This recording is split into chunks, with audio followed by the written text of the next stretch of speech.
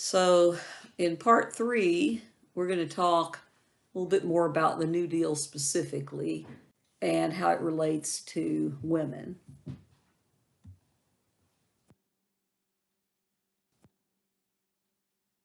So, I know we talked a little bit about the New Deal and what, some of the facets maybe that touched women a little bit. I know we mentioned on the last one, part two, we mentioned Eleanor Roosevelt. Remember she was the eyes and ears of the New Deal. She also works for African American civil rights. Now, one thing that's interesting about that is she's working for the civil rights of Black folks in America. But when it comes before her husband FDR, that there's an anti-lynching bill that was being brought up, he wouldn't support it. So he said the reason he would not support that bill to prevent lynching of African American men, well, in particular, was because he said then the South, the Southern senators, would vote against everything else he did, something to that effect. So anyway, it wasn't perfect. It wasn't perfect at all, but Eleanor Roosevelt is at least making known how she feels to the president. Now, even with her support, though, women in general didn't really get a lot of benefit from the New Deal in some ways.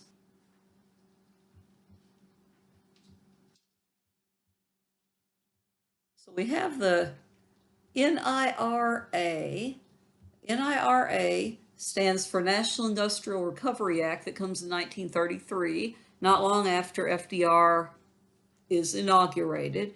And it's a stimulus program. We've heard of those recently here in the year 2020, we've heard of those recently.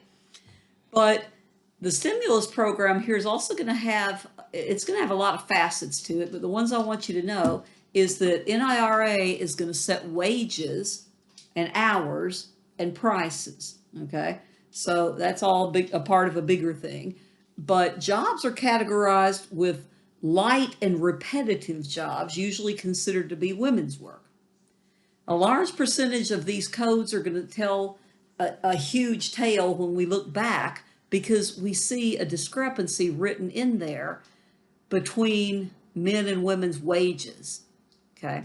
So remember, it's the whole thing. The man's expected to be the breadwinner, and the woman should go get a husband if she wants to have a secure future, and all of that.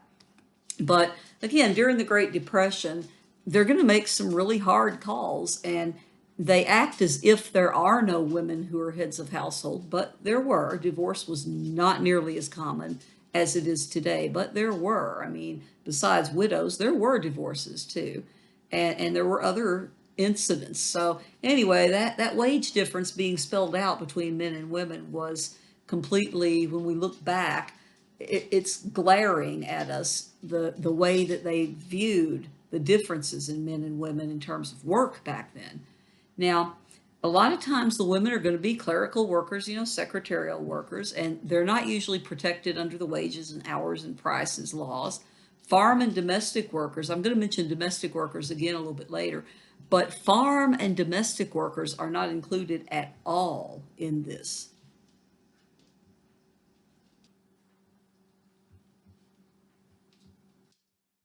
Did the NIRA did the NIRA help any women? The answer is yes, but it didn't help a lot of women. It didn't help them in the ways that they really needed in some cases, for the reasons we mentioned, in terms of wages and so on. So the NIRA actually did help labor unions, though. Unions are going to make a big resurgence again. Remember, they were kind of dying out by the turn of the century from the 1800s to the 1900s.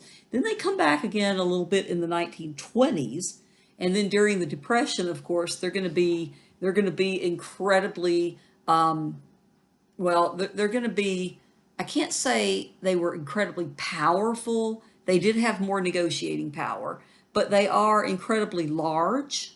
Okay, that's the big thing that's going to happen in the Great Depression with the labor unions. And if you've ever seen, and I've recommended this before, the movie from 1940 with what's his name, Henry Fonda, called The Grapes of Wrath, or the book, Either one. The book is great, fantastic, but it talks about these migrants who are going from the Midwest going out to California because they'd heard of work, but they're also going to have a whole other story in there about labor unions and about the way that people perceive the labor unions. And if you watch it, you'll see so many different stories in there just in that one movie about things that we've talked about in here. So anyway, the International Garment Workers Union is going to increase 500% between 1933 and 1934. So as I said, they might not be all that powerful, but boy, they are big in numbers in this time period. NIRA is eventually going to be ruled unconstitutional, and then they're going to be replaced by the National Labor Relations Act. So this National Labor Relations Act is going to come out in 1935 to protect the rights of employees and employers. And it's going to be something that actually encourages collective bargaining, which is labor unions, right? And to stop, some of the private sector management policies that are actually, things like we had heard from the Triangle Factory, where you're locking them in and working them many hours without paying them extra and all that kind of stuff. Okay. So the National Labor Relations Act was going to benefit supposedly employees and employers, and it was meant to make the businesses, the economy, the workers, kind of make everything run more smoothly. Okay. So as far as I know, that is something that is still around today. I think it's called something slightly different now. Whoever's running it, I think it's called something like the National Labor Relations Board, I think. But anyway, last I checked, it was still around.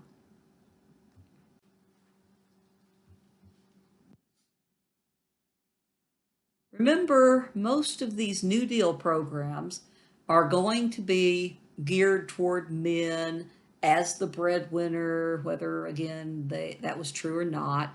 So the belief is, again, women are not supporting the family, so we shouldn't have to pay them as much. If they're working, they should, either get a husband, or their husband needs a better job or something. I don't know. It was the way they thought. It was like, women are not supporting the family, so we don't have to pay them as much. They had like the family wages was what they called it at some point.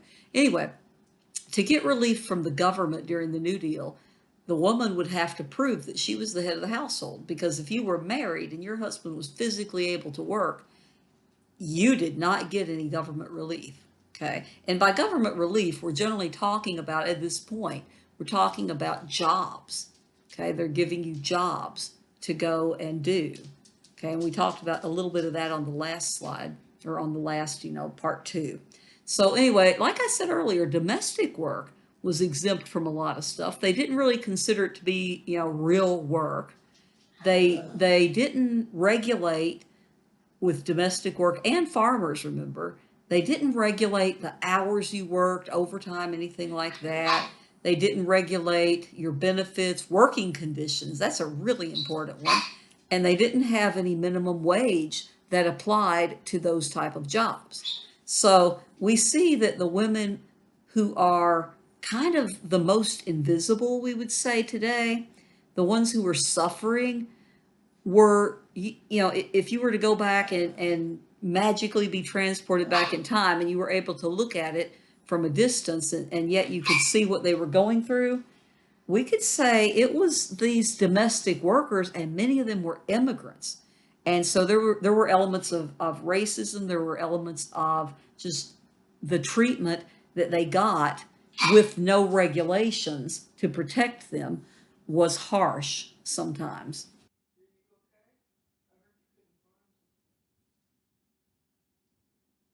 So the whole thing about the Social Security Act, we've already kind of talked about, passed and came about in 1935, and it wasn't just about the benefits for older people. It wasn't just about that. There were a lot of other things in there. Okay, I mean, remember, we had workman's comp built in there. We had unemployment insurance built in there. And we had some aid for dependent mothers and children, aid for the blind, aid for the physically handicapped. So before this came about, I mean, this is part of our social safety net where we know that generally speaking, there's some way that government can help us if we get completely destitute. And we need things like, food stamps and what Section 8 and WIC and all of the other things. Okay, this is where these ideas really start to happen, is going to be during FDR's administration.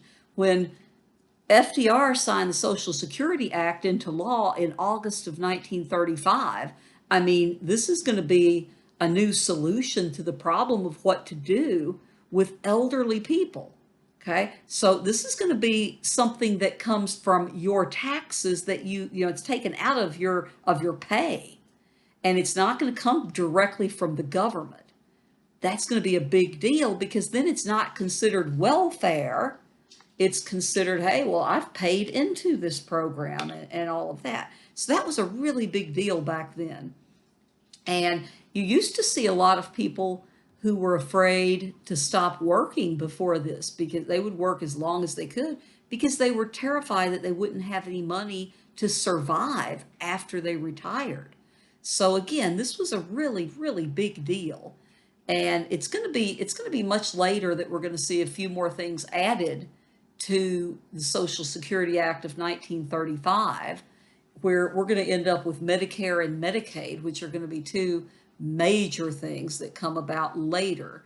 But again, this is where everything gets kind of started as far as our social safety net. And remember, there's a lot of women working on that. Frances Perkins, we talked a lot about her on the last part 2. And again, no farm workers, no domestic workers are included in this. They're not going to take out the money from their pay or anything like that. There was an amendment in 1939 that married women were going to be taxed at the same rate as their husbands, but the wife's benefits were reduced if her wages and her husband's wages exceeded a certain family limit. So again, they're legislating the fact that the man is the head of the household and the breadwinner when that's not always the case.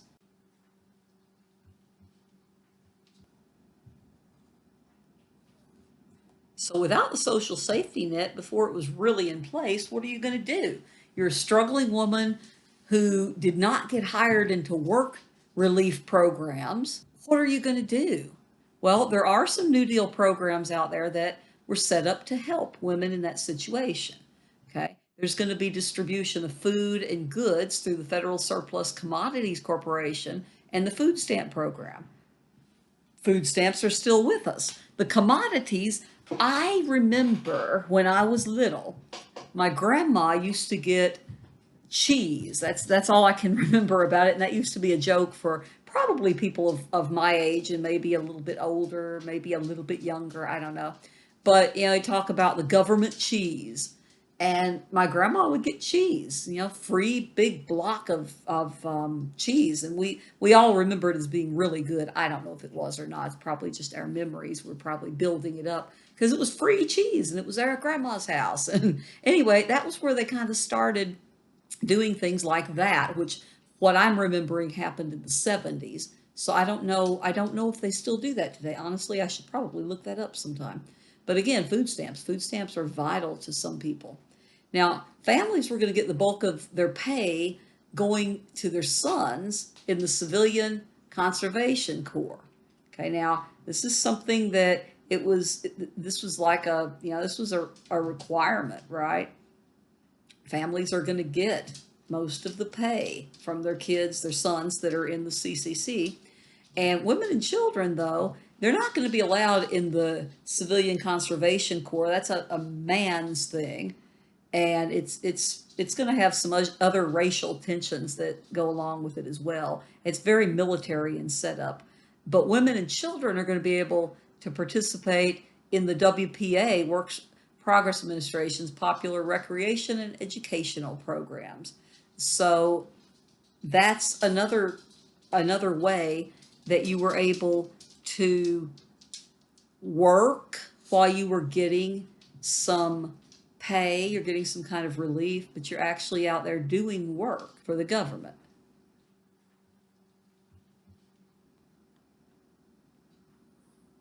We have to look at the reality of the black women's experience too during the New Deal time. Now, FDR is going to invite a lot of African American leaders to come in and advise him. And he's going to have one particular woman who stands out. She's very well known, Mary McLeod Bethune, and she was a member of the so-called Black Cabinet. Now, she said that she thought that New Deal worked very well for black women. She had come from a background where her parents had been slaves, and she was able to get an education. She was one who got an education. Oh, where was it? It was one. I believe she went to one of the seminaries, something like that. But she received a really good education. And remember, we're talking about the 1930s. She was born back, like I said, her parents were slaves, and then they were freed. And she's going to make her way in the world where it was very difficult if you were black, it was very difficult if you were a woman, and she's going to reach one of these high jobs. Now, in 1935, she became the founding president of the National Council of Negro Women. 1936, here's where she ended up getting into FDR's cabinet. Okay, she became the director of Negro Affairs of the National Youth Administration, the NYA. NYA was really important. That was where a lot of young men and women were put into jobs that would help them, depending on what you were, what your qualifications were or whatever. Like some of the women who would get into these jobs, the young women, they would be helping to work in, say, what we would call today, I guess, like preschool, but they called it nursery school. It wasn't really the same. It was almost more like daycare, but before daycare. Some of them, they would be sent to help care for the elderly. They would be sent to do, again, a lot of times the women would be sent in to do a lot of things that were considered to be women's work, right? So anyway, not just black women. It just so happens that the National Youth Administration had both black and white, young women and young men as well. My dad, as a matter of fact, worked for the NWA, or the NYA, National Youth Administration, which I think I mentioned in the other one.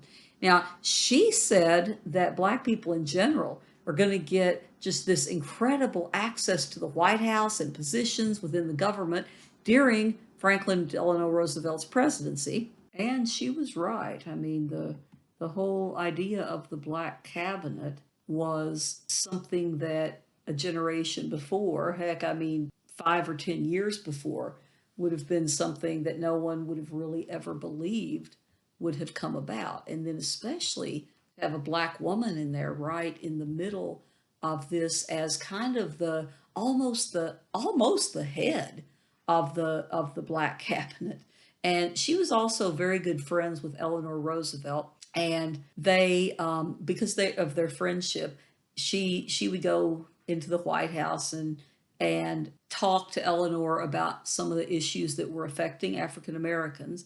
And this is one reason that Eleanor Roosevelt was able to know a lot of times what was really going on in the black community, because she had Mary McLeod Bethune telling her straight from what she had heard from the people. And then Eleanor Roosevelt would take it right to her husband, and they would try to help shape some of these New Deal programs. So if you've never heard of Mary McLeod Bethune, that's someone you should probably look up and read a little bit more about sometime when you have a chance, because she's someone who really was vital in her own way to shaping the New Deal.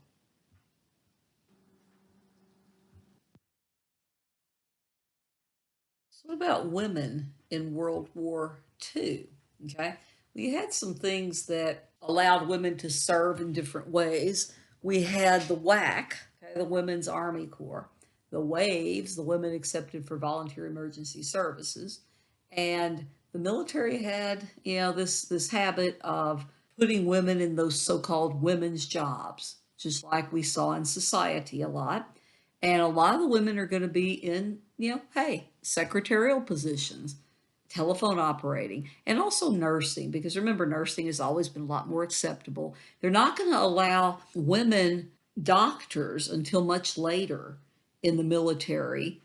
Again, it's funny how that works with the nursing. Is the same thing as when they didn't allow women into law schools for much later time after women were getting into medical schools. So there's a whole thing about nursing that seems to just kind of mesh with the expectations of women's jobs and women's nurturing and all that, maternal instincts.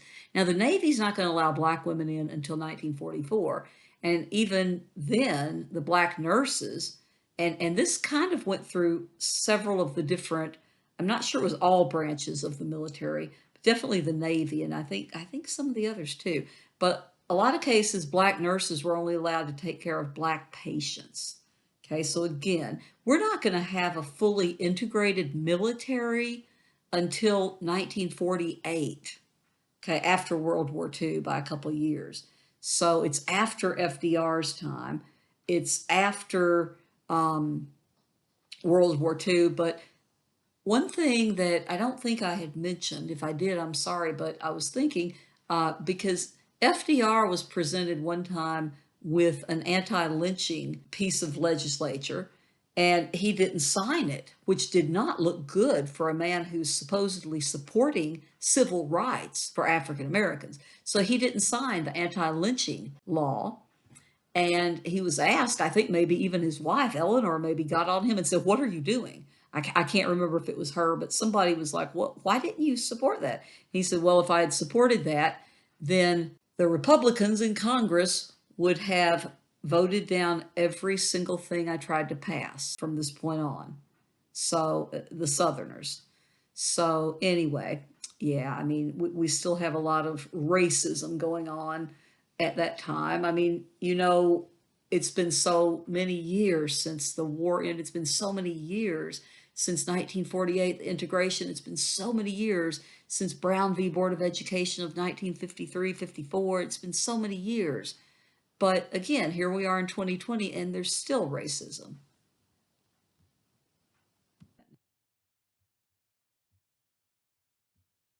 Okay, so this is our last actual PowerPoint right here for chapter 9, part 3. And so that ends chapter 9. So women in World War II, the home front.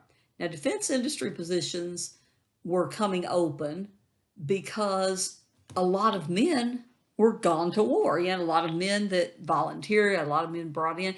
And so a lot of these jobs that men would have held maybe in factories, they can't hold because they're gone to war, just like what happened in World War I to a different extent, really. So women start to be trained for jobs that usually had been male jobs in our society at the time, like welders, riveters, and so on. And we have something called the National War Labor Board in 1942 that ordered equal pay for women who were doing jobs that were considered to be, quote, men's work, end quote. Now, it wasn't always enforced. It didn't always work out that way. It was, a little bit cumbersome, but what they were trying to do, it wasn't necessarily that they were trying to get equal pay because women deserved equal pay for doing the same work that men did. It was honestly, partially at least, because they did not want to lower the salaries for those jobs, because when the men came back from war and they wanted to get jobs in those fields, they wanted to make sure that the wages were still high. Okay. So anyway, it's always motivations for why we do different things. Maybe things that seem a little bit out of place in 1942, for example. Now, war jobs are also going to allow a lot of black women to go out and get a job doing something other than the domestic work. And that's going to be a mixed blessing. The black women are going to have a kind of a patchwork experience with World War II and the home front as to what they're able to do as far as jobs. Some of them are going to get really lucky, and some of them are not, because a lot of cases you saw, you didn't hire the black woman until there were no other applicants. And again, she had two strikes against her in their eyes. Okay, first, she's a woman, second, she's black. So again, racism, sexism, etc. But this is where we were at the end of World War II, and that is going to be the end of your exam. That should be posted as soon as I think you've had enough time to listen to all of these.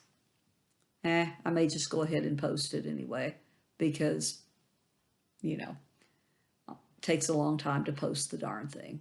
Anyway, later.